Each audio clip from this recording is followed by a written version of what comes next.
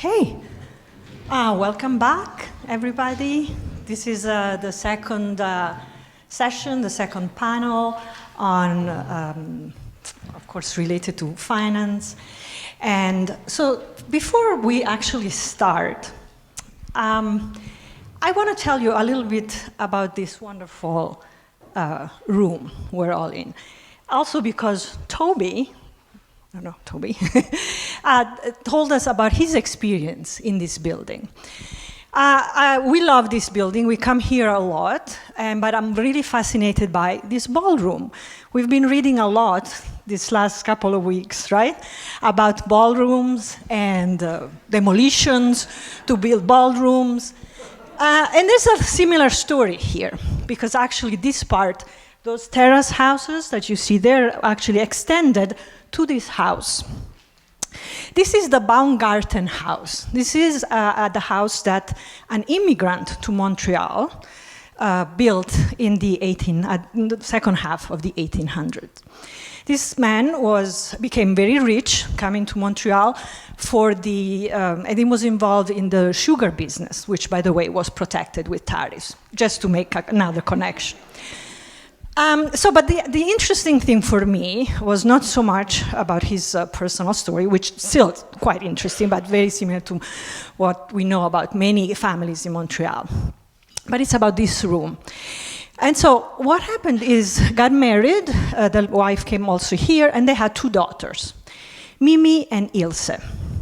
And this ballroom was built at the time that the two young ladies had to find a husband. So we're going to talk about DEI, right?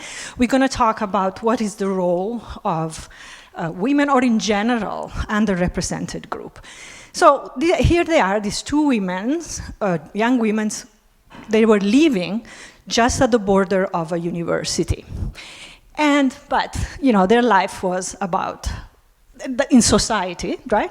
Was actually be part of, finding a husband, and then for sure they contributed on their own as well. But they were not part, either as the father or their husband, they were not part of their business life of Montreal. So I thought this was a very interesting thing. Then actually this became the faculty club, a men's only club. So there's a few reasons why I think what we're going to discuss is going to be very interesting. We're going to touch on many aspects, right? Capital, access, and accountability. I have here three great speakers. They represent different parts of the business community. We have someone involved in the financial services, someone involved in the creative services, somebody involved in the professional services. So we're really going to span all parts of the business community. So I'm going to we don't have slides. I don't think we need that. By the way, look at this. This is where the orchestra, right? We say, and another little thing, there were springs. So don't try to waltz your way to your table, because springs no more, unfortunately. So we can't really dance. So what we're going to do, we're going to give an opportunity to all our speakers I'll just briefly introduce their bios. I'm going to give an opportunity to all of them to just talk about their experience, what they think about these topics. Then maybe we'll start with a couple of questions among ourselves, and as we did also earlier, thank you very much for the lead, we're going to continue with talking about what you think, and you're more than welcome, of course, for questions to our speakers. Okay. So I'm going to sit here, and we're going to start with Andrea. So Andrea has Concordia, right? You went to McGill. You actually are the McGill graduate. What a horrible thing to say. Yes. McGill graduate. So Andrea Nichols, right? She is the chief financial officer at Denton, a law firm with many offices around Canada. But that's, of course, that's not only. She's the has been on many boards, many important companies, and she's going to, tell us a little bit about what, what's happening with your sector, and then we're going to continue with other questions. So, Andrea, please. Thank you very much. Is this on? 1, 2, 1, 2? Okay. Great. Well, thank you very much, and I really appreciate the opportunity for being here. Very proud McGill grad. I know somebody was talking about before earlier, they graduated in the 80s, 90s. It's been a while for me. Walking up here were a lot of memories as I got off the metro. It's been a while, but I was never in the faculty club, so I think not as a student, so this is exciting for me. I'd like to take this, broaden this discussion. I know we're talking about finance. There's a focus on financial institution, investment of capital and such, but I wanted to just take it a little bit broader and a little bit more granular. Just reminding everyone, we're talking about financial institutions, banks, insurance companies, payday loans, could be anything, but also in every single organization, be it a corporate organization, a private, a nonprofit, there is a finance group. And if there's a finance group, someone is making a decision on how capital is allocated. Regardless, every time there's a budget process and such, you've got capital being allocated. So it's really important for us to all be very cognizant about what DEI really is important, because at the end of the day, finance teams have the ability to choose what do we prioritize on and what we don't. Is DEI a priority? Are we going to put capital into that, invest capital into it, or not? And it's really important to note when we look at finance organizations, and when I say finance organizations, again, I say finance teams, finance departments, there are not a lot of black people in there. And I'm using the lens of black people. I'm a black woman, so I'm using this lens in terms of DEI at this point.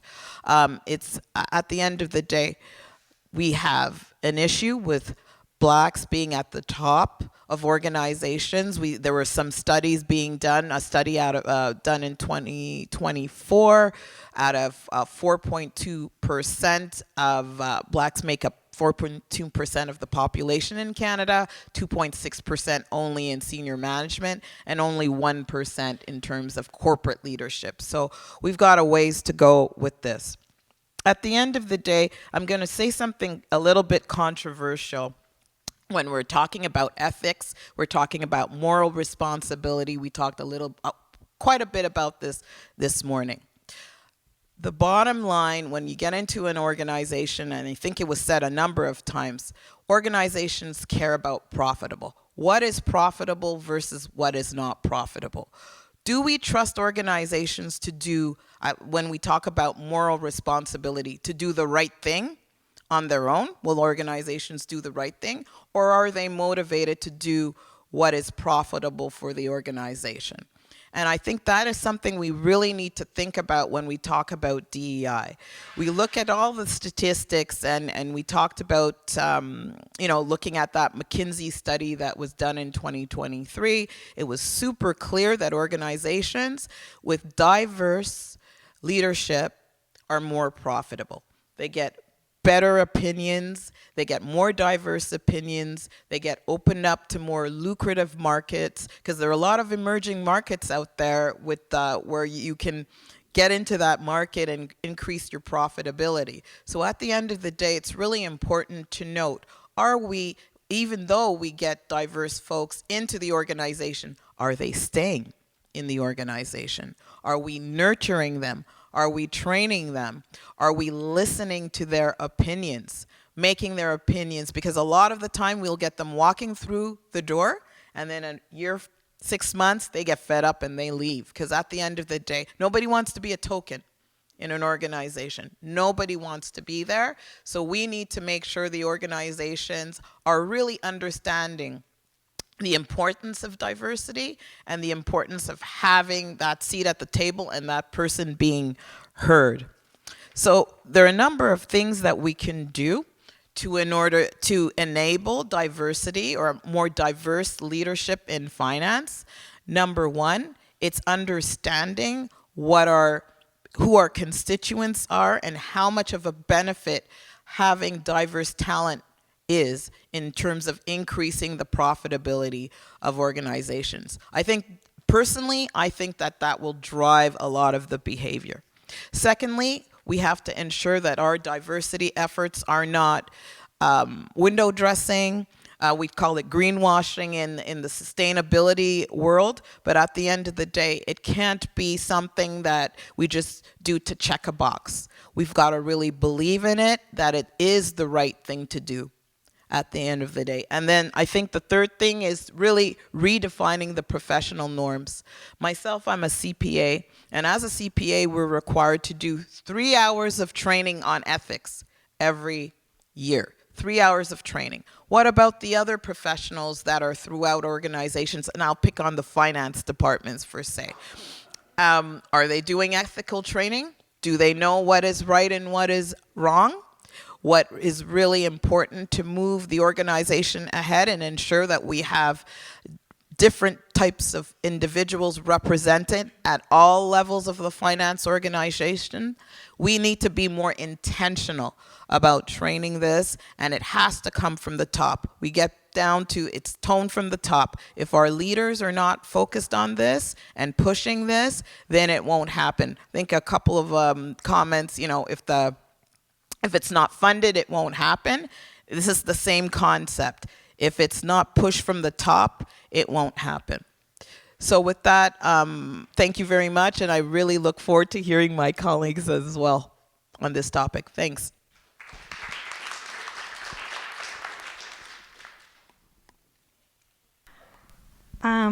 So I'm just going to say one thing to answer this. So I'm a professor in finance at Desautels.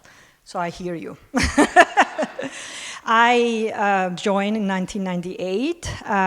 The BCom program has been on for, I think, since like the 1920s or something.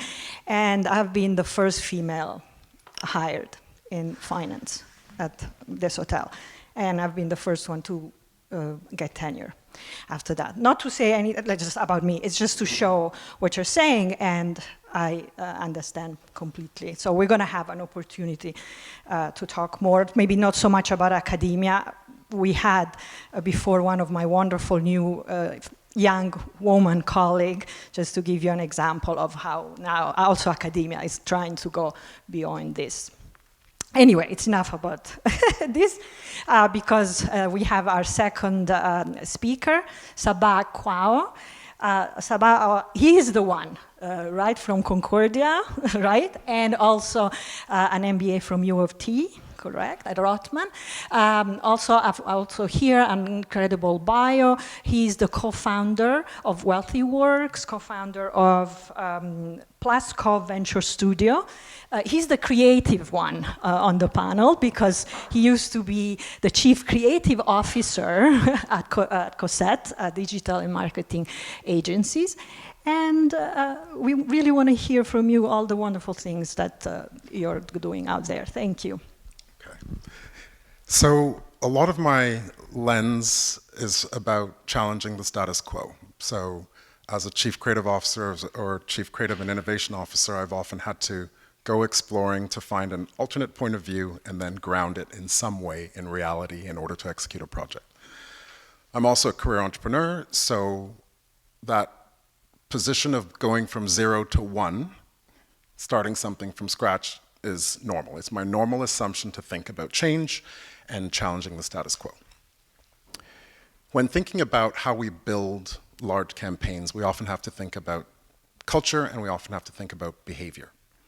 And I will give an example using COVID as an easy way for us to say, sometimes we all see something at once that we can all learn at once, and it tells us something about the behavior of society. So COVID was interesting because it's recent enough memory and it was widespread enough in its impact. And I was at home, I'm a single parent of 2 teenage boys, And at the time, they were 13 and 15. And I remember thinking, it's tough for me, but they're old enough that they were able to manage and keep themselves engaged and connect with their friends. But I imagined what it was like for someone else who might have been a single parent with maybe a 2-year-old or a 3-year-old. And I couldn't for the life of me understand how they would get through their day. You're on Skype, you're trying to get your work done. And what did we see in society during COVID was there was a concerted effort in an unprecedented emergency to make things work and keep people safe. But we also saw a huge contingent of people who didn't care. They were more interested in themselves and were not so concerned with society. The reason I like that example is because it's easy to poke your finger in the eye of a corporation and say, corporation bad. But I said, well, no, it's not just the corporation. We saw this behavior in society elsewhere, and we saw what was considered acceptable. Whatever that indifference was, we saw it there.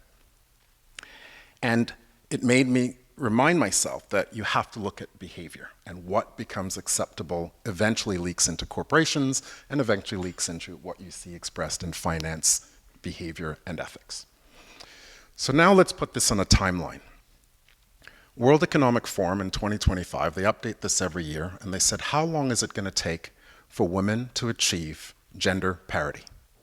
And the number is over 120 years. McKinsey ran a study last year on how long will it take black people to achieve equality, and the number is 320 years. There is not one person in this room, if someone told you to wait, be patient, things are moving too fast, there's not one person in this room, who would accept a 120-year timeline to achieve anything that you want to see for yourself, let alone 320 years. And so what does that tell you? Is that there is not one solution that you see today that is disruptive enough, effective enough, and useful enough for you to see a change in this generation. That's alarming. This year's Nobel Prize for Economics was won around creative destruction. And they pointed out that unless you have this destruction going on, often sped up by technology, to move new ideas through and move old ideas back, you need creativity and you need destruction. So I love that because I'm a creative director. Of course I love this idea of destruction. But it makes you really think about anything that you're seeing today not being extreme enough or radical enough to shift that 120-year timeline, let alone the 320-year timeline. So look at everything that you're doing today and say, is that not enough? How do you get to this point of change? I'm a child of African immigrants. So the whole idea of arriving in a country and encountering barriers, many of us have done that. It becomes normal for you to figure out your workarounds. I understand how to figure out workarounds as a single parent. How do I manage my time? How do I manage bringing up my children? So that outside perspective is actually an advantage. And outside perspectives means that if you're talking to the same group of people, chances are you've raised your risk of being disrupted. Anything that goes the same way for a long time suddenly gets blindsided because you didn't see the change coming. So when we talk about needing to have different people at the table, it actually lowers your risk. And I like talking about risk. You know, I'm probably an odd person to come from a creative background, but I always say, well, if I can get the CFO on board, it's interesting how they're assessing risk all the time, but they're also thinking long-term about where and how they need to land in order to deliver that return on investment. So everyone says, oh, you've been to creative school and a business school. What did you get out of business school? I said, oh, I learned to pitch to finance. Because frankly, if you get them on board, they actually are working on a timeline that actually moves the needle. You might have to fiddle with the criteria on where and how they make their investments and how they think through, but that is the most powerful person in the room, and you need them as part of your coalition. So let's move to sort of solutions. So there are three things I want everyone to think about as part of today. One, you have to become mindful of the problem. And it's interesting to use a very new age word like mindfulness, but you have to pause and look at things as they are and say, you know what, that's not good enough. It doesn't mean that you're going to have an emotional reaction about it, but you have to pause and observe the problem and think about it cleanly. The second thing that comes up is, and it's been mentioned a couple of times today, someone mentioned 7 generations in terms of making a decision, indigenous decision making, and I think that's on track. Because short-term decisions are actually going to fail us a lot. And I like to use the stock market as an example. When you see those 50-year timelines of the stock market, and you see all the blips of all the disruption in the economy, and it's interesting when you look at the long timeline, how short those blips are. But you see how the behavior of everyone reacting and thinking that things are up or down. We need to develop this discipline on much longer timelines in which we make our decision. And the last point I'll make is, I like everyone to think in 25-year timelines as an increment, because if any of you have kids or grandkids or nieces or nephews, 25 years is a timeline that's short enough but long enough that you want to see the change happen. And it's interesting what can be done in 25 years. Look at China, look at Japan, look at South Korea, look at Norway, look at many countries and what's been accomplished in a 25-year period. It's completely attainable. And to do that, you can't just give up to the indifference of the structures that are out there. You might say, well, what are the decisions I make for myself? What are the decisions I make for my kids or my family? The teams and the projects that you work on, there's always enough agency to get around the obstructions.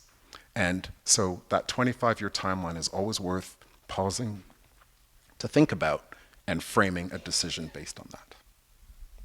Thank you.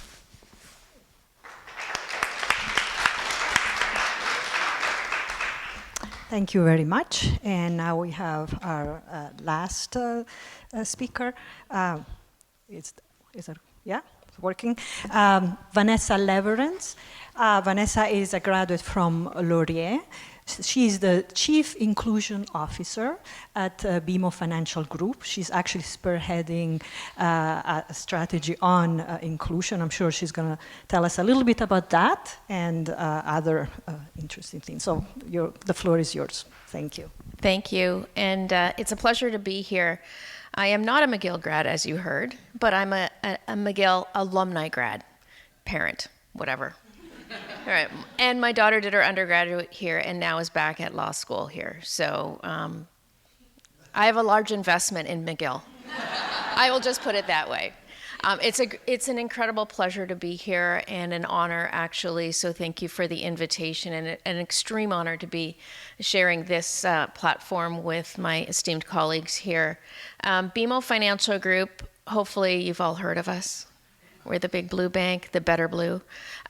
We were established in 1817 here in Montreal. Our original head office is here on Saint-Jacques, and I had the pleasure to spend some time there with some of my colleagues. We have 50,000 employees across the globe, primarily in North America. We are now the 7th largest bank by assets in North America, and with revenue in almost half of our revenue now in the U.S. because we've bought a bank.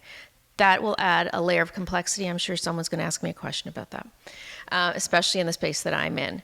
And so what I would like to offer is a little bit of a story. And if you could imagine a community where every dream, whether it's starting a business, buying a home, or pursuing higher education or education at all, has an equal chance to thrive. Put that in the back of your mind and think about the comments that I'm going to make and some of the examples that BMO has done and larger financial institutions in Canada have done. Because finance is an invisible architect of reality. So some of my colleagues had made some comments, and the earlier panel on sustainability really hit home to me on that as well. And so hopefully we can have that kind of a dialogue in the Q&A. And really, finance does decide capital flows and what's funded. And I love the theme that's continuing, what's funded gets done. And that's critically important for us at BMO and for all of us. And that the voices shape the future. So a little bit about what leadership in finance looks like, whether it's in the organization, whether it's in the schools, in the university programs as well. I'd hope to touch a little bit about that. And I'd like you to consider one thing: newcomers to Canada. Very important. They often arrive in Canada, and this is an example, with very strong credit scores. I know there's a couple of credit analysts in the room here, in their home countries. And then they want to start a business, buy a home, get a loan to do higher education. We have found a way to actually translate that credit score into Canada, because in traditional credit scoring, they wouldn't qualify, because they don't have collateral, don't have property, don't have any credit history. So that translation of international credit scores is really critically important, and I think that goes to the diversity of thought and leadership by all those that have different perspectives, and that's how we're going to actually create and continue to drive the Canadian economy. But I understand we have made progress, but inequities do still exist. And Saba, you talked a little bit about that in your opening remarks as well. So I would like to offer some ways from our perspective that we look at finance to be a true lever. And it is one of the levers of equity across our country, redistributing opportunities, and the norms that govern risk, leadership, and what success looks like. And I'm going to offer a couple of suggestions on finance as a lever, also into what our finance teams and our organizations that are the financial engine of Canada, what they look like and what they need from a DE&I perspective. And I do use the word diversity. It's just not a bad word. I've had to actually say that in every talk I've had. The diversity is not a bad word. It has been polarizing in another region, not in Canada. So if every decision that we make from a finance perspective does have a ripple effect, and I alluded to that in a few of my opening comments. When we approve a loan, it launches a business that drives the economy. Investment in neighborhoods, so capital infrastructure, creates a stronger communities that drive the economy. And risk frameworks that we have, and I'm going to talk a little bit about culture risk and what that means for us and what that could mean for all of you. And this is my words. You take what you like and what resonates with you, but this is how we've been able to connect the dots for us. And we've seen at BMO at firsthand what opportunities of diversity of thought, and with our finance partners, whether it's, I talked to you about, it was called Nova Credit, for the newcomers to translate credit scores, but also granting women entrepreneurs over $100 million in investment in lending and credit, and investing in our veterans in Canada, in Homes for Heroes for our veterans that have come home that don't have a place to live, and to get back on their feet. So 1.5 million we've invested in our communities. One thing that we are driven by is our boldly grow the good in business and life, and that's thriving economy and stronger economies. We do that through investment, through our lending portfolios and our client base, and reaching into our communities. And we just launched a $200 million Indigenous bond in Canada to really help drive that capital infrastructure. I think that goes to something that was mentioned, I think Toby or someone on the first panel had talked about building infrastructure. And that's critically important for all of us to do. And finance is the heart of that. And academia and at McGill, and you're educating the future leaders. And so representation does matter. And I don't want anybody to ever walk away thinking that it doesn't. It does matter, because that's how you're going to have the diversity of thought and perspectives, and a little bit about what Saba had talked about really pushing the envelope in how do you actually reach people, actually youth. So we spend a lot of time in elementary schools and high schools and the universities to really understand that there is a role for all of us in finance. I never thought I'd work for a bank. I'll be honest. I'm a psych grad. I've been in HR my whole career, but I've been on the executive compensation and governance and risk management side. And then I moved into this role, and I never thought this was in my career trajectory. However, if you mentor, sponsor people along the way, you can open the avenues, and that's all of our accountability. We all have that experience. I actually started my career in the music industry, by the way, just sharing. So I never thought I'd end up in banking, but leadership does matter. And the diversity of thought, experience, and background is beyond some of the factors or the segments that have been, some areas, regions have been proposing, saying that it is. And so that goes to something that I think, Andrea, you've been talking about, is that as well. So we do that through intentional hiring. And intentionality, I pause on that word because it has to be intentional, that you reach into communities, build partnerships, build trust. For us, we have an Indigenous banking unit that has been in existence for 34 years. Across Canada, we build trust across our country to honor our Indigenous founders and the landowners, and work within the treaties and understand what treaties are. Education is critically important across the organization.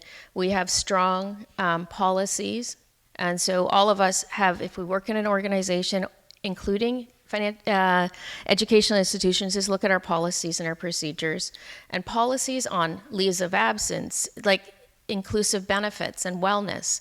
Those are all factors that are critically important to have all of us show up to be our best selves. You hear your authentic self. You all don't want my authentic self some days. You want my adapted self, right? But I also want to be able to have my voice heard, right, equally. And that's how that's the power of innovation. And that goes to the study that you were talking about, Andrea, on the McKinsey study in 2023.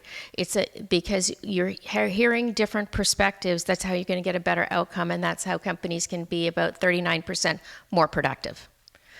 So the facts are really strong, and the business case is there. The second piece I want to talk about is culture risk. And that, in being in a financial institution that's heavily regulated in all the regions that we operate globally, is critically important. And if I boil it down to what culture risk really means, it means for us that what we say and what we do are linked and connected, not a divergent or in different ways. And it's like values like fairness and inclusion have to be reflected in all of our decisions. Decision making within finance, with the products we serve, how we go to market, and the decisions that we make on in hiring, intentional hiring, promotions, succession. So those are all the HRE stuff. And also, one thing that's critically important, I don't know if anybody here works for a bank, our regulators and investors are now seeing culture risk as a critical piece of success and material to financial institutions, as they are the foundation of helping to drive our economy.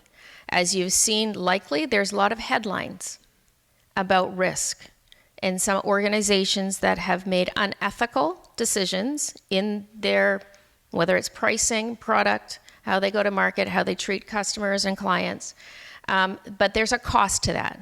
There's a cost as an organization, and there's a cost, and I would offer reputationally, legally, as a country as well.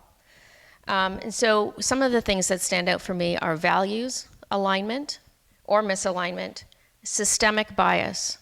And that's a nice fancy term to mean that there's stuff in the data that we have, whether it's algorithmic AI, the coding and things like that, based on historical information that may have been brought together under different circumstances. Not that it was wrong at the time, to be honest, it was what it was. But you do see that a lot, that the decisions that were made in the past, and I will use banking in credit scoring. I'm of mixed race. So my dad is white, German, my mom is black, Jamaican. They could not get a mortgage when they first got married because my mom was black. My mom could not be in the meeting at the bank. My dad got it, but my mom couldn't be there. And that was a long time ago. And so you still see some of those inequities in systemic bias. Collateral requirements, disadvantages Indigenous communities who live on treaty land. So and for those that don't know, if you have a home on a reserve, the collateral, they don't own the property. The nation owns the property. And so there's different ways that we've been able to, as an organization, to navigate to ensure that our Indigenous citizens also can buy a home and live just as everyone else does. Trust. Trust is a big one, because if you say contradictory things with your employees or with the communities, there's a lack of trust, and then the confidence collapses. And then you're going to see increased risk. Having worked in executive compensation and deal with material risk, you see there are correlations with, if you don't say what you do, or you don't do what you say you're going to do, there's risk associated with behaviors, and that goes to something Saba said about behaviors, and incentive plans that incent aggressive sales, increase risk for your organization. And finance is integral to the design. It's not just HR professionals that do design. We work with with finance to design those. Those are the things that need to be brought to the forefront to help with that from a design perspective. It is complex, and whether it's credit scoring, incentive plan design, et cetera, et cetera. And the last thing I would like to offer is that inclusive practices embed in core operations. We're not doing this to you, this is who we are. It's a DNA in the culture. And so we all have the accountability to ensure that we are all, our voices are heard, but we also can call out where we think that there's going to be higher risk, whether it's in how we design, how we deliver, and who we hire. And I would also challenge each one of us to look at, I have a couple of recommendations and one for academia. I don't know if it's going to go over well, but I wanted to make sure so for starting today, say, that we look at how we can integrate inclusive practices, and we all have to take a look at ourselves about what inclusive practices actually means. And for finance folks, audit your financial technologies, and work with your IT, I don't know how you call it, your technology groups on how the algorithms have been designed. Invest and fund inclusive practices, whether it's in the sustainable finance part of what we were talking about earlier, sustainability, training and building awareness and appreciation with empathy and respect.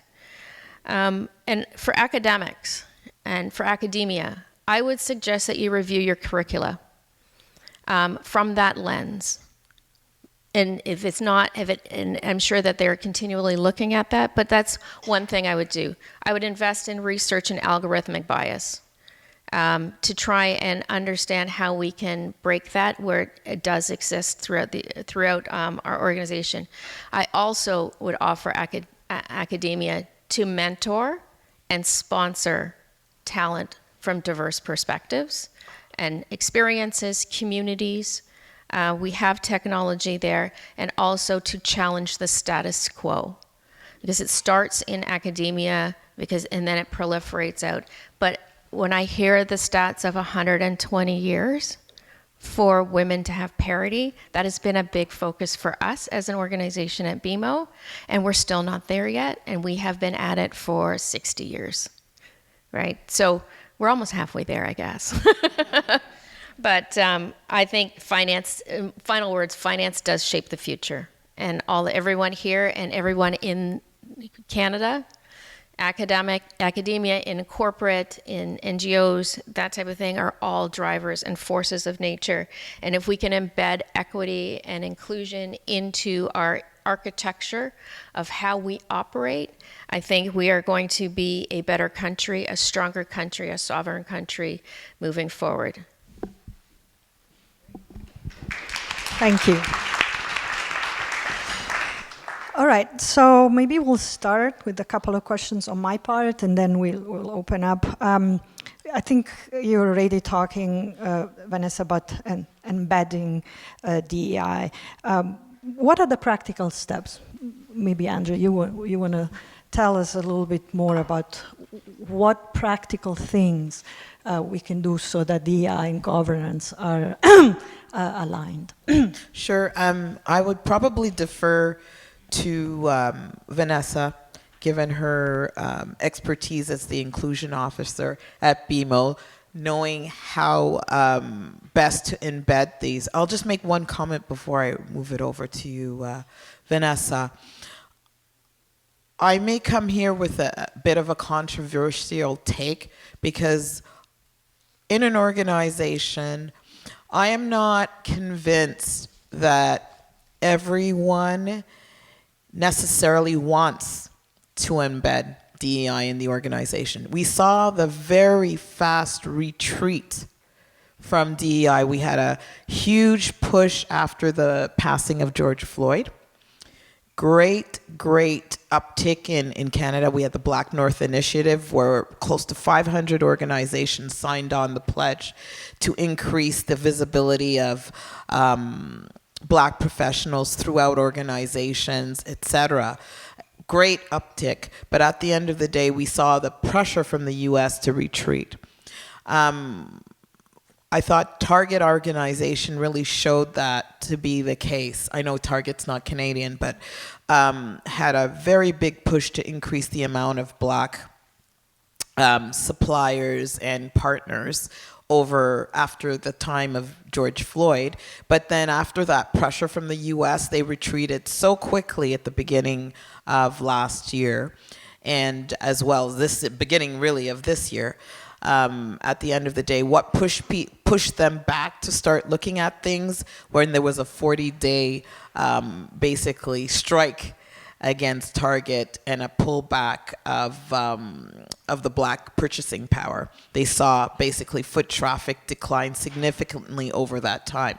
So I just want to reiterate, it's so important to reiterate. That's why I love that McKinsey study, the fact that, and Vanessa quoted it as well, you can see the impact and the positive impact and the profitable impact, better decisions, better profitability, better, no groupthink around the board table. So I think it's really important for us to note that organizations won't just do the right thing. They need to be led. Many of them, not all organizations, many of them have to be led to doing the right thing and pushed and prodded over there. Yeah, it's been a fun space.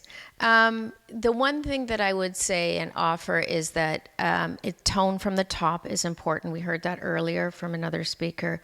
If your leadership, your CEO, president, and direct reports and 2 to 3 layers down don't get it, it's going to be hard. And that's what we have found. Our CEO, our executive team, and group heads all understand, because it's part of our purpose and our values. And if you look at purpose and values, our purpose is to boldly grow the good in business and in life, and we're underpinned by a thriving economy and stronger communities as well. But we are also values-driven: empathy, respect, responsibility, and inclusion. And so when we ground ourselves in our core principles, it's going back to first principles. And it was actually interesting. I had a conversation a couple of years ago with our head of sustainability. And we were talking, and he says, let's go back to core principles. What are we in the business to do? We are in the business to bank people so that they can thrive. All people. But it's tone at the top that's critically important for long-term sustainability, especially as a country. And as within our organizations, no matter how big or how large or how new or how old our organizations are. I'm not sure I answered the question, but I just got to rant a bit. Sorry. Thank you. Saba, do you have anything about your own experience? How, what have been the practical steps that you're trying to align DEI and governance? So I think my approach is pulling back and saying systemically, how would I approach it? So it's not specifically about DEI, but saying how do you approach change and innovation? And when I push back this responsibility that everyone has to have, imagine having 100 lanes to fill. I've picked my lane. I'm building a fintech. It's built around young families. It's built around 25-year timelines. I've picked my lane. But I work with 7 other startups who've all picked a lane on something that they're doing. And that just happens to be the investment I've made. So I'm going to use the word investment as a way to think about solving the problem. I don't believe some of these barriers can be circumvented or can be changed so quickly. So I'm always thinking about the workaround. And what I like about investing is, if you decide to open up an RESP for your kid, no one stops you. No one gets in your way. There's no regulatory, there's nothing in your way to do it. And 25 years later, your kid is better off. We were talking about that in terms of our own kids being at that age. And so I think about those gaps where there's no one in your way, lean in and do that. The other investment that's always worth it is education. You're going to get a 9% return on education. And the return is higher for women than for men. So if your kids can be educated, or if you can advance your education, amazing investment. No one gets in your way. Some of us are entrepreneurs, but I don't think everyone's crazy. Entrepreneurs is going to be this tiny little bit of people. So I'm like, no, they're doing their thing. That's their lane. But some of us should invest in entrepreneurs. If that's the lane that we take that puts in new kinds of leaders, building new kinds of businesses. So that's an example of pull back and say, what is a principle that I can apply that works in many situations? And I like to use investment as one of those ways to tackle those barriers. I was thinking maybe talking a little bit about financial technology, AI. Has any of you been thinking about what are the challenges this day with this aspect? You want to start, Andrea? Sure. I think my fellow panelist probably has a lot of experience on the AI side. I'll just make a couple of comments within an organization. Being within an organization that's being challenged very heavily on AI. I work, as you said before, for Dentons Canada, a law firm. We have over 600 lawyers within Canada. And the legal industry is being challenged significantly by AI. When you look at some of the significant work that many, let's say, of the first, second, third year associates are doing, a lot of that work can be replaced by AI. So it's requiring a reimagining, as you said before, a reimagining. It's a huge change management in terms of how organizations will deal with that. And as an aside, how will DEI be affected by that? Because everything at the end of the day has an impact. When you're looking at how something will impact an organization, you're always looking at the cost structure. And again, back to capital allocation discussions. If an organization thinks that they can do something and save costs and become more profitable, they will move that way. So we have to make sure that DEI is protected, right? That diversity at the table is protected, and that's not something that goes down through the wayside. So I think it's a huge challenge, organizations, in terms of AI, the way it's changing the fabric of organizations and how they operate, and how that can actually change how we look at DEI. Could I add to that a little bit? I agree with you. I think it's incumbent on all of us that work in corporations to upskill and train our employees on AI and how responsible use of AI. We just deployed Microsoft Copilot to our 50,000 employees. We have training on AI for all, effective prompts. There's risk parameters as an organization, and if you're a bank or heavily regulated, the law firms as well, that you can help educate our staff, our junior staff, and then you look at from a diversity perspective, because representation still matters, how do they progress through the organization? It's incumbent on us as an organization, as an institution, to help with that and support the training and retraining. The comment about that I've heard forever is that AI is going to replace you. And I'm like, actually AI, in my mind, this is my own opinion, this is not a BMO opinion, I'm sharing, AI is not going to replace jobs. I'm not gonna lose my job to AI. What I will do is lose my job to someone who knows AI and how to augment the work to be more productive longer term. And I've been playing around with ChatGPT before on my personal phone, and then now Microsoft Copilot, and it adds productivity. I have to be honest, it does. But it has to be used responsibly, check your sources, and that's part of the training of our junior staff that we're doing, is you check your sources. Everything that comes out of, whether it's Copilot, ChatGPT, Gemini, or any of the other new ones that are out there, you must check your sources and cross-check, because I found errors as well, like just statistics on D&I and things like that. But I think it's incumbent on all of us to educate ourselves and educate the next generation and 2 or 3 generations after. So I have a strong opinion on AI. Because all 7 companies in the venture studio are AI or fintech only. So they're pushing the envelope. And the danger is, if you accept what AI gives you, then we're done as a society. And that's because at some point, compared to anything else we've seen before, AI can make decisions or put what seems like a reasonable thing in front of you that people accept. So the moment we stop challenging what's put in front of us, we're done. So what I say to creative people is, what is it that we do for a living? We see something that we want to do better, differently, we have an opinion on it, we have taste, we have any number of reasons that we say something's not good enough. And most of what's put in front of you by AI isn't good enough. So what I ask everyone to do is lean in. If the algorithms have been trained by a bunch of narcissistic tech bros, you kind of know what you're going to get. So every single woman, every single other person has got to look at those algorithms and say, not good enough, and start to think about challenging it. Geoffrey Hinton, our godfather of AI, was very pessimistic about AI until a few months ago when he said, well, what if we trained a nurturing instinct into the algorithm rather than a narcissistic instinct? Small change, but you're not going to set out to kill your children.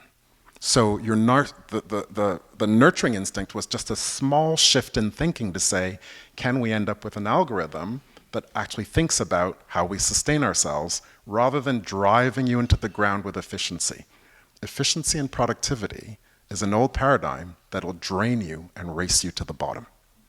So how we lean in, I think everyone should be leaning in an extreme way and challenging it at every turn, every time you see something that's not good enough. I think I'm just going to jump in on one of the things that I think you said that's so key. It's making sure that you have voices at the table, a diverse bunch of people. We need some women, we need some men, we need some trans, we need some black, we need some white. So when we look at those algorithms and try to, at the end of the day, tag issues that are not making sense, we need to have those voices and those views. That's why we come back to the need for DEI. It just keeps coming back all the time. Yeah, I think so. Yeah. And that's the key. It's in everything that we do. And so one of the things that I'm working very diligently within our organization is that we're not doing this to you. This is who we are. And these things are embedded, and that's really important for embedding inclusive practices, inclusive, effective challenge, like what Saba you were talking about, is really challenging the status quo, because we have to do that, because otherwise we're not going to advance, we're going to retreat. Okay, before going to the audience, maybe we can finish on a more optimistic note. Maybe someone wants to share success stories, experiences that you've seen, like, yes, this worked great. Andrew, you want to start? Sure. I mean, I will share a success story. I will share myself. I was in this campus in this, coming to this university. Again, representation matters. Not seeing professors that look like myself. Not starting to work at PwC. I started my career there. Not seeing people who look like me. And I've seen it change over the years. I think that's a success to see, the three of us on this panel today. The key for us is just making sure that we keep that door open for others, or else at the end of the day, we will end up back in the same spot. So yes, I'd like to say there are a lot of success stories, and we can cherry pick certain people. I don't mean to be negative again, but it's so important for us to keep our foot on the pedal on these issues. Having this conference today is a success story in itself, because this did not exist when I started in university here, having these types of exchanges and having this type of information shared. So I think we just need to keep the course and know, when we look at stats like the 120 years and the 300 years, it's not Rome wasn't built in a day. We just need to keep at it and force organizations to continue making the investments to keep that table very diverse. So I am wildly optimistic about Canada, and we have a 2 or 3 year window where we can actually get a lot done. I was in Dubai for the GITEX Technology Conference, and Evan Solomon was one of the panelists at the very beginning. And it was great to be a Canadian, because everywhere you went, you saw people's body language change. Oh, you're Canadian. So we have become, and Canada's reputation internationally as a brand is now number 2. I can't remember who's number 1. It might be Switzerland, I can't remember. But right now, we have this 2 or 3 year window of opportunity because people don't want to deal with our neighbor. And business investment is made on stability. Canada is considered so stable, and that also ties to Mark Carney's reputation from a decade ago.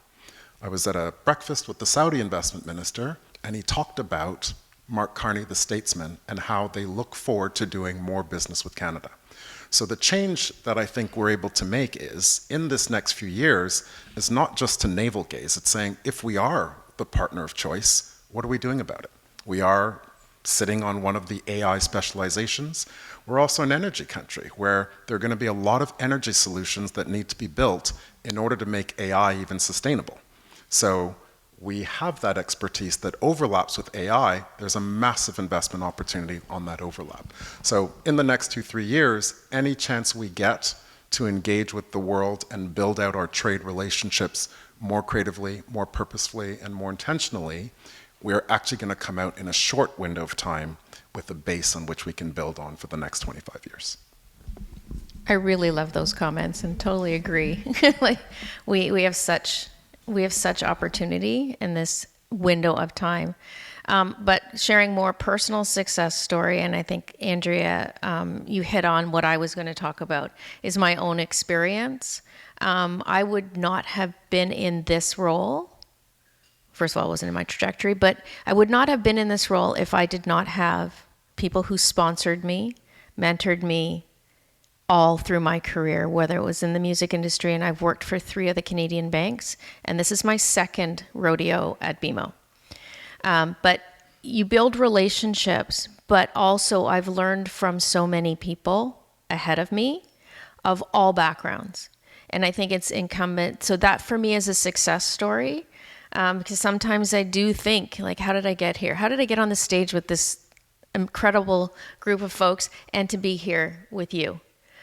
without sponsorship and I do deviate between sponsorship and mentorship. Sponsorship is really how people talk about you or me in a room when we're not there. And that's critically important to bring people along. It doesn't matter how you identify, doesn't matter your socioeconomic class. And diversity is beyond the ones that we see in the paper. It's much deeper than that. It's where we went, where we were born, and what our core strengths are, and things like that, and honoring that. So for me, my success story is one that I can be a role model for my two girls who are 25 and 26. And I said, one of them is here back at McGill doing her law degree, and my older daughter is a public health nurse with a specialty in Black fertility. So quite frankly, that's they're my success story. And I appreciate everybody that came before me to help me be a great role model for them. Hey, great. Thank you so much to the speakers. There's going to be a lot of reflections coming, I'm sure, for all of us about all the interesting things you brought up. So I think we have a little bit of time, well, quite some time. So I see a number of hands being raised. How are we going to do this? Can you help me, or you want me to? You'll get. Okay, Nikita's going to help us. Okay, very good.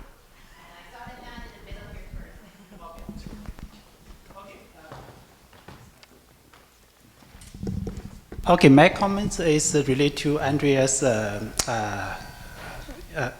comments. Basically, we, with my graduate students, we did research on the DEI retreat, especially in US. We were motivated.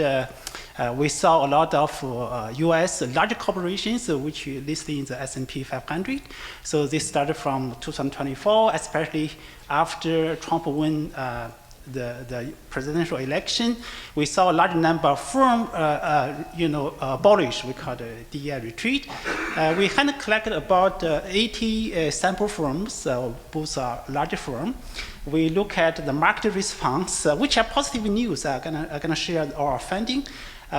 Basically, we look at the 80 firm of the DEI inclusion and retreat.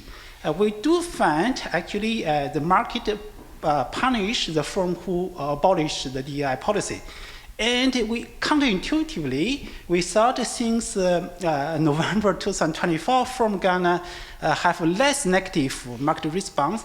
It's opposite. Actually, since the November 2024, actually firm abolished the DEI, have most negative significant return, and that negative return do not recover quickly. So basically, it's long term. Then we look at the how about the market response when firm adopted the DEI. We do see a positive, significant, long term impact on their share prices. Then, for the sake of time, so we also look at which time firm gonna they want to abolish the DEI policy. We do analysis. We found, for instance, the border male dominance. If the firm have more male board members, they're more likely to abolish the DEI. And if firm headquarters in the Republican states. So implications from our research, so we do need to increase shareholders' awareness of DEI, the importance of DEI policy. And also, it's hard to change the headquarters of corporation, but we can increase gender diversity in the board. So basically, if there's more female board members in the board, I think we see less retreat of the DEI. So this is, I just want to share my research. I think I'm also very optimistic of DEI policy. Thank you. Who was the next one? Oh, good. Thanks for the panelists for your insights on sharing the trends and the demand about EDI, the ethics and inclusion in the society. So I'm going to switch a little bit from the demand side to the supply side, because I'm a professor in here, right, accounting and finance. And so can you share what are the kind of job opportunities out there related to ethics, inclusion, diversity. And what do you guys wish us to do as the school side, right? We, like in McGill, we have launched this new program in ethics major, launched by Lindsay. And what kind of particular traits do you like to see from us, from our student, that you are willing to accept as a employee in the future? Thank you. I can talk from my perspective on opportunities. The opportunities are vast across Canada.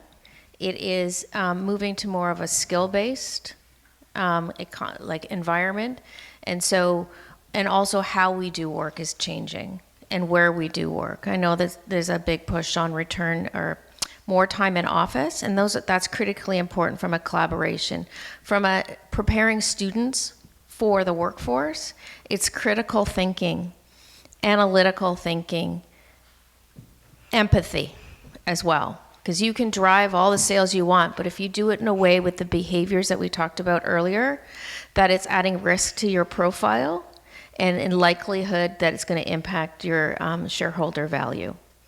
So that's what my perspective is. And the opportunities is thinking about not just, you have to have the technical. I don't want someone operating on me that doesn't know how the brain works or how my knee works and things like that. There's technical, but there's the other pieces of it that bring the whole person to life. And so we have in another organization that when I was in a people analytics group, we did a study on the most effective investment bankers who started at the analyst stage, where they were recruited from, how long they stayed, and their performance over a 5 to 7 year period.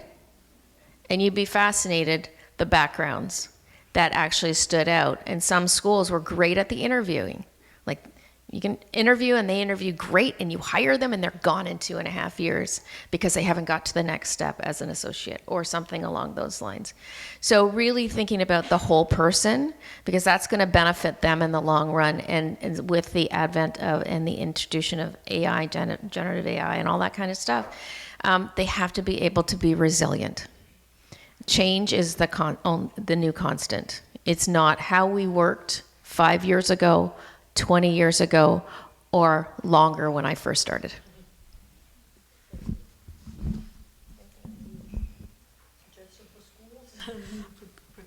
I thought what my fellow panelists covered was excellent, and it's exactly what we look for as well. The only other thing I would think about is a focus on an entrepreneurial mindset. I think that that's something that was missing, at least from when I went to school. Now more and more, as I get more and more exposed to the new ideas, it's a culture of change. It's a culture of innovation. And that I'm also part of an organization, Startup Fest, which once a year we hear a number of pitches from young entrepreneurs.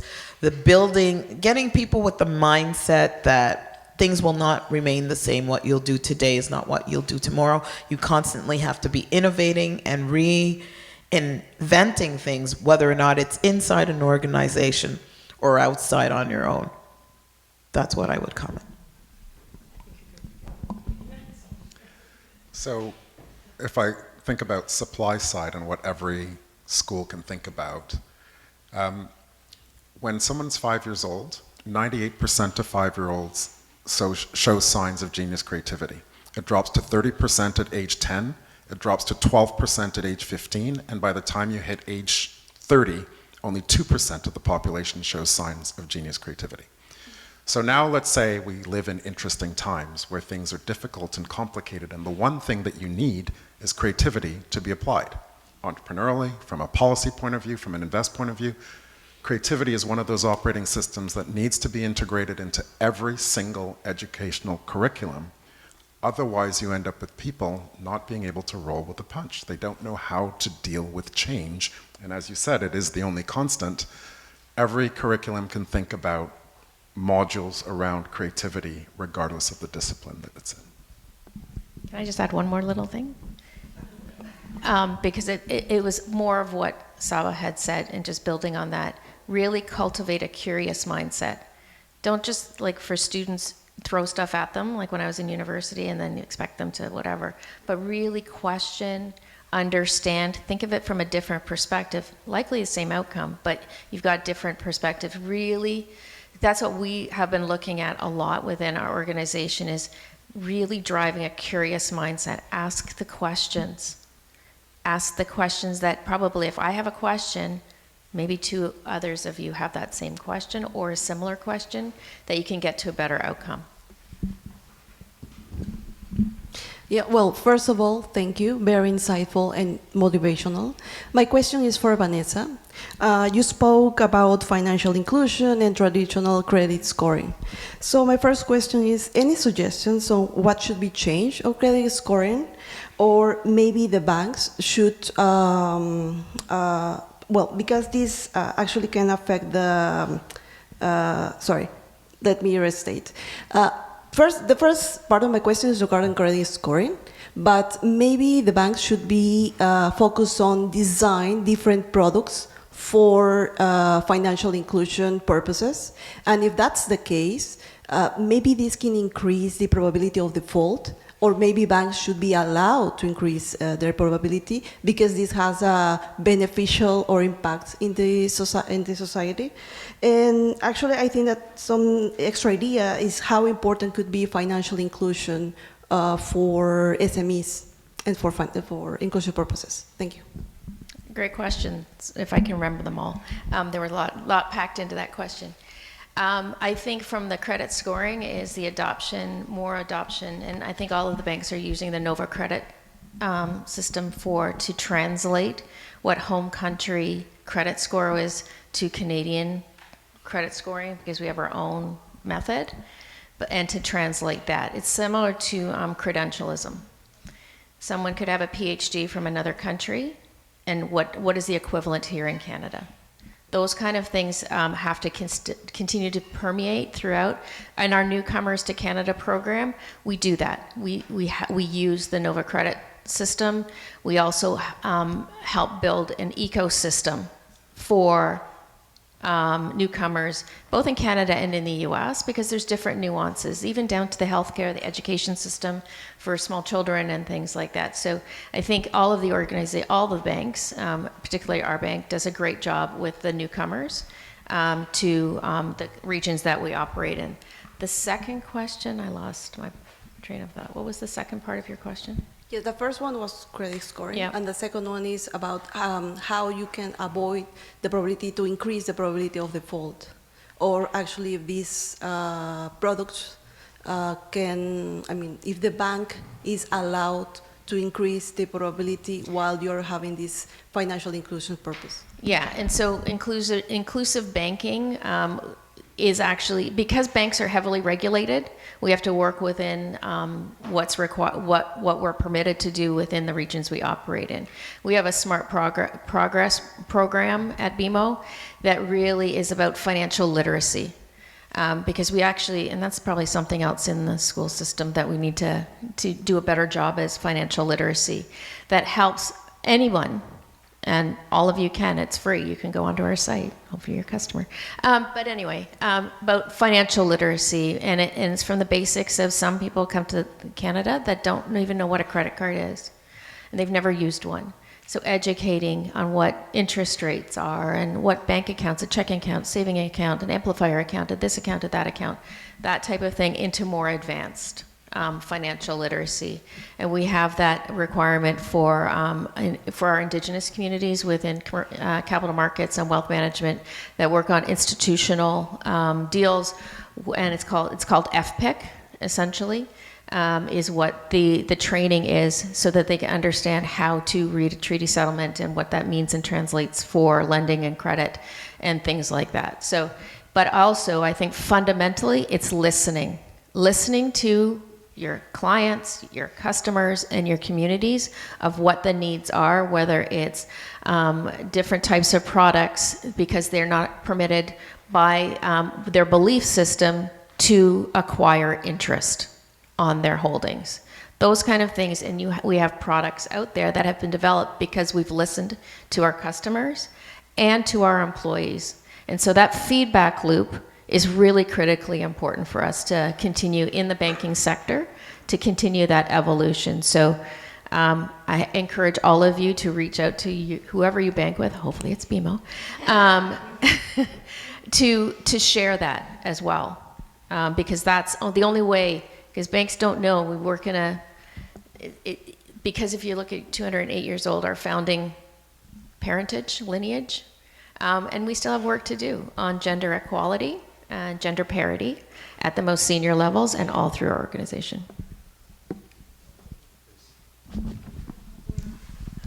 Hi. Sorry.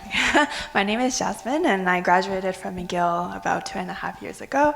I work in sustainable finance at a bank in Canada, and it's very striking to still see the gender imbalance in areas in finance. So, for example, women, like functions such as back office, HR, sustainability, I see that they're very female dominated, but for positions that are more in the front lines, like trading, investment banking, they are extremely male dominated.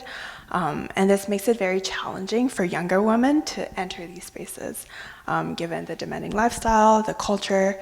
So we've talked a lot about financial markets and investments being the driver of change, but if there are like these deeper structural issues at play that hinder women to enter the space from the get-go, how do you see society how can we help and empower these women to enter these spaces? Asking a question like that is a good start. So in banking, yes, we have, in particularly sales roles, investment banking, traders, that the gender imbalance is still there. Part of that is that the pool isn't there, because we have opted out at certain points in our career, in our educational journey, but also the educational system hasn't supported women to pursue STEM and focus that these are opportunities. We as organizations, and I can, because I've worked for 3 of them, I know all of us, we all go into the university and say, you can have a career in banking. We have, our head of our commercial bank is a woman. And so we have a lot of leaders within our bank that are women in P&L businesses, revenue generating businesses, in sales. One of the senior leaders, a couple of senior leaders in our private wealth are women, but they are forces of nature in the context of ensuring that they bring the next generation up, because I think that's part of this is paying it forward. And I understand what you're talking about. You're talking about the culture when you show up. We can hire as many diverse people, many women, but you show up on that trading floor and the language and the behaviors exclude you, you're not going to stay. And we know that. Whether it's leaves of absence for parental leave, maternity leave, we have actually, and especially IAs who actually own a book, and if they want to go on maternity leave, they're afraid they're going to lose their book. So we've ensured that they don't lose their book. And so there are ways that we can, as organizations, and it's all incumbent on all of us as part of corporate Canada, to ensure that we look at our policies and our practices that are supportive of everyone, whether they are persons with different levels of ability on all the spectrum, women, and anybody across the entire spectrum, that we have policies in place that actually are supportive, and we address those moments that matter when you're on the floor and you're trading floor and you're excluded. So we have built into our systems accountability, and accountability is part of our winning culture, because we're all accountable. I will call out Saba if he does something, right? But you do it in a respectful way, and it's about education as well. So we do have a long way to go, and that's what I said at the beginning of my comments. We've made progress, but we have a lot still to do, and it takes all of us, and accountability, and at BMO, we are all accountable for that. I want to add to that answer so let's talk about speed. We can wait a long time for things to change, or we can decide not to. And sometimes when you think about what is it that it takes to go fast, there are examples that I think are worth reflecting on. So does everyone remember Virgin Mobile? At one point, Virgin had a mobile company, but it was an MVNO. It was based on, they didn't build any towers, they didn't build or wire anything. They built on top of Bell's network. And in the US, they built on top of Sprint, and then on top of O2 and France Telecom. Virgin Mobile was the fastest mobile telecom to profitability. They didn't have to wait 50 years. They were able to do it in 3. So if more women decided, what are the parts that you don't have to build from scratch? Banks are increasingly becoming commodified. They are a little bit like utilities, and you're seeing companies, especially with open banking coming, that they're going to build on top of existing bank infrastructure.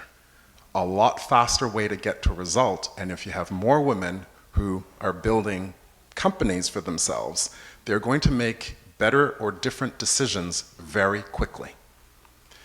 I love seeing how BDC has a Thrive Fund that is going to invest and help women buy other businesses. Again, not starting from scratch.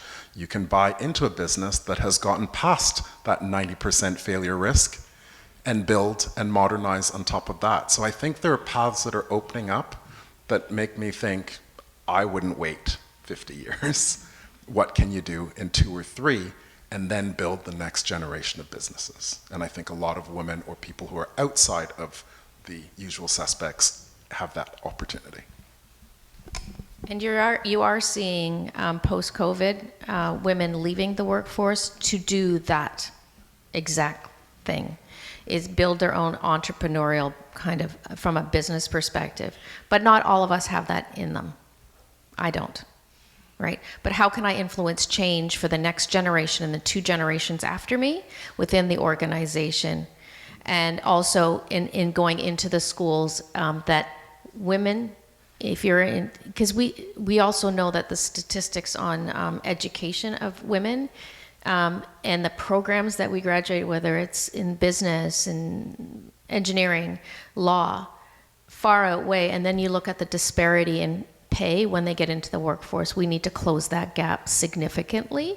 Deloitte did a study a couple years ago, and I think that was the study you were mentioning, about the highest education in Canada, the US, and globally, and then you look at the pay disparity. So part of that is dealing with some of those systemic issues. But back to your original question about, we want you, we hear you, and inquire, that curious mindset about what the opportunities are. We want more women in sales roles at the bank, in wealth management, in investment advisory, those kind of things, and on our trading floors and in capital markets.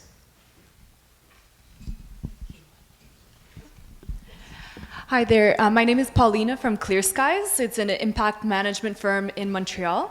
And as a psych major as well, working now in finance, I believe that semantics affects perception and perception affects behavior. And unfortunately, DEI now has a negative stigma attached to it. And as some studies reveal, there are certain groups that drop DEI because perhaps of the semantics of it. Do either 4 of you have an idea of an alternate word that can be used to change it, to add a positive perception to it, and perhaps change how it's being adopted and spoken about in the boardrooms and by management? So I'm happy to start on that one. Sure. DE&I isn't a bad word, and diversity isn't a bad word.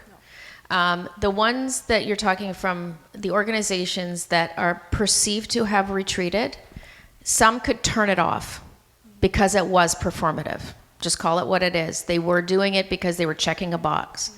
There's other organizations that have it entrenched in their culture and in their DNA, and it may not be a box on the side, but it's how they show up every day in their behaviors, and that drives the outcomes. Yes, representation may not be completely balanced, but you can have representation and not have inclusion. Mm-hmm. So you've seen organizations may have shifted from the use of diversity and inclusion, and from DEIB, which is diversity, equity, inclusion, and belonging, EDI. The acronyms can go on in the letters, right? But it's all about belonging.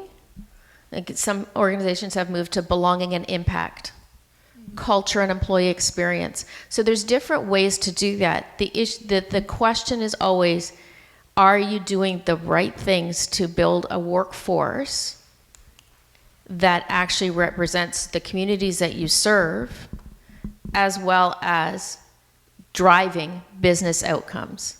And are you reaching the talent? Or are you going, like, I'm going to talk from an employer perspective, to only those certain schools that you've historically, go back to algorithms, that you've historically hired from? Or are you thinking more broadly?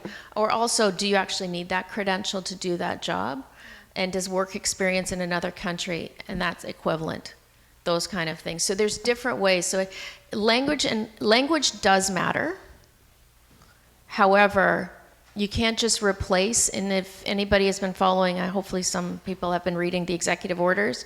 I've been living the executive orders since January 20th. And so some guidance has come out by the Attorney General, Pam Bondi, about just replacing the word. It's all in the actions and what we do on a day-to-day basis, and from a corporate perspective or an education perspective, it's our actions. And one of the things, if I can leave you, this is a new thing that I've been started saying, diversity is the facts. Those are the metrics. Inclusion is the act. That's what we do and how we show up every day is what's critically important. So you are going to see diversity, equity, inclusion. You're going to see inclusion. You're going to see belonging. You're going to see culture and employee experience. You're going to see a bunch of different terms. I go one deeper. What is the action that organization, and what action do I do every day to show up as my best self, but also and also I want to feel included as an employee. We all do, don't we? Right?